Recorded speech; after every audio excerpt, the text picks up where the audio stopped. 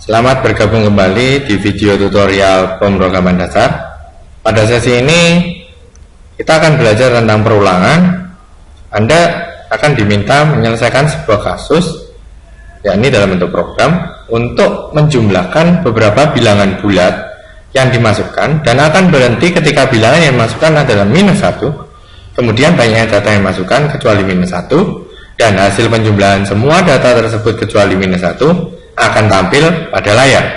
Sebelum Anda membuat programnya, di sini Anda akan menganalisis terlebih dahulu kira-kira bilangan apa aja yang akan ditampung dalam variabel-variabel yang dibutuhkan. Nah, di sini ada 3 buah variabel yang berperan penting dalam sistem Anda. Yang pertama adalah variabel bil, di mana variabel bil di sini digunakan untuk menampung bilangan bulat yang dimasukkan oleh pengguna.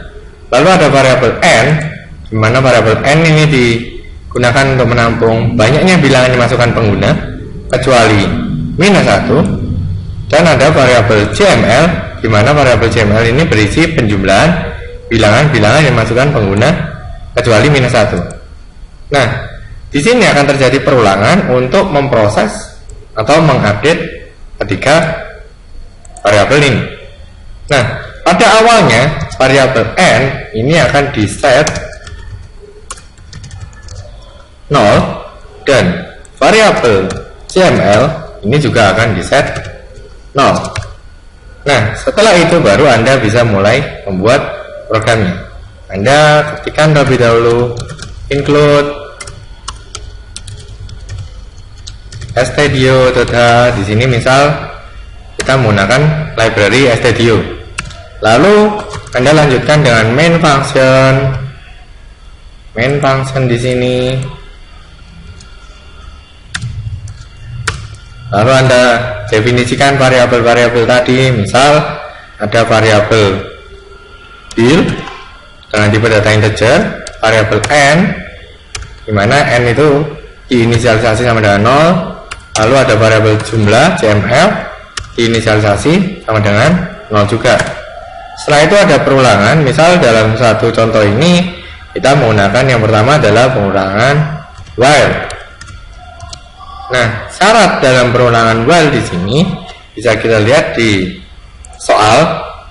Program tersebut akan berhenti ketika bilangan yang dimasukkan adalah -1. Atau sebaliknya adalah perulangan akan terjadi ketika bilangan yang dimasukkan tidak sama dengan -1.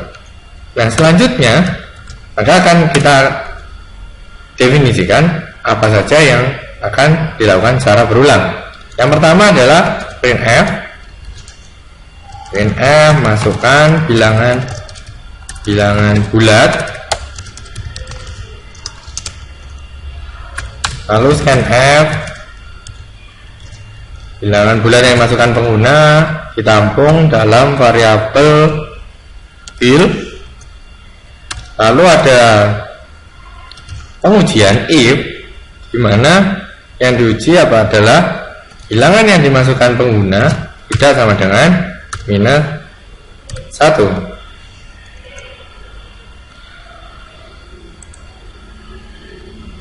Oke. Nah, jika bilangan yang dimasukkan pengguna tidak sama dengan -1, maka akan terjadi proses update jumlah ditambah bil dan proses update n-nya. Nah, selanjutnya ketika pengguna memasukkan bilangan bulatnya adalah -1, maka program tersebut akan menampilkan hasil penjumlahan juga termasuk banyaknya bilangan. Banyaknya bilangan yang dimasukkan adalah Anda keluarkan isi dari variabel n. Anda kasih backslash n untuk pindah baris berikutnya. Lalu Anda keluarkan juga isi dari variabel jumlah bilangan yang dimasukkan adalah persen D kembali mengeluarkan hasil dari variabel jumlah. Setelah itu Anda coba compile di sini, compile and run, dan Anda coba masukkan beberapa bilangan. Misal di sini Anda masukkan 5, 10, 15, dan Anda masukkan angka -1 untuk mengakhiri program tersebut. Sehingga yang keluar adalah jumlah bilangan yang dimasukkan adalah 3, bilangan -1 tidak termasuk dalam hitungan bilangan yang dimasukkan, dan jumlah bilangan yang dimasukkan adalah 5 ditambah 10 ditambah 15 adalah 30. Oke. Nah, selanjutnya adalah kita coba untuk merubah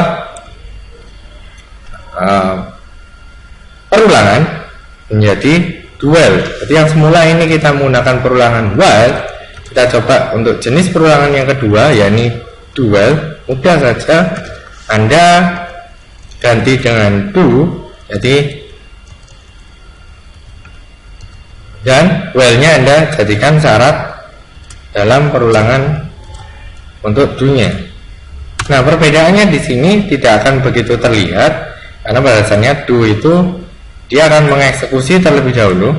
Jadi ini apa aja yang akan diulang di sini akan dilakukan sekali terlebih dahulu, baru melakukan pengujian dalam while-nya. Jadi ketika kita compile lagi, sama hasilnya. Misal Anda masukkan angka 5 sama dengan tadi, lalu 10 dan 15, dan diakhiri dengan -1, hasilnya adalah banyaknya bilangan yang dimasukkan adalah 3, dan jumlah bilangan yang dimasukkan adalah 30. Nah, selanjutnya Anda bisa coba dengan angka yang lain. Misalnya angka yang lain adalah 10, 20, lalu ditambah 15, dan diakhiri dengan -1. Bilangan yang dimasukkan tetap 3, dan hasilnya adalah 45. Kita coba yang lagi sekali lagi. Misal angka 2, angka 3, angka -1. Bilangan yang dimasukkan adalah 2, dan jumlah bilangan yang dimasukkan adalah 2 tambah 3 adalah 5.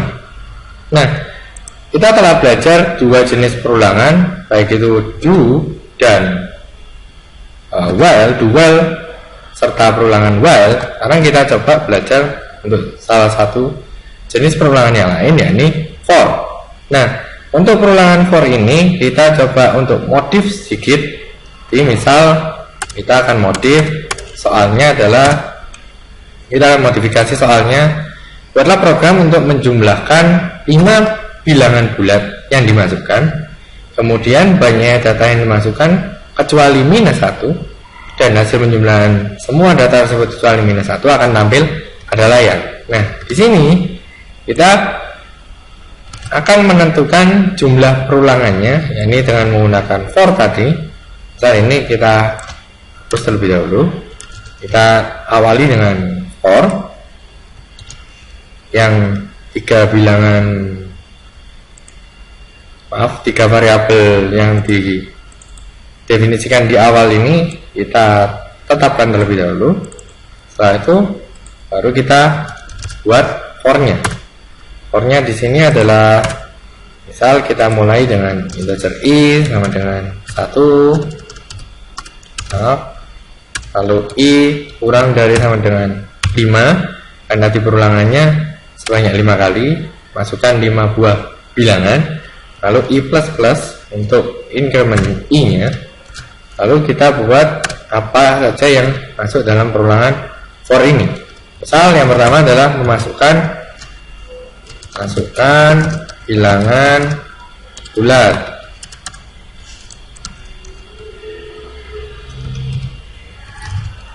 Bilangan bulat, lalu scanf ditampung dalam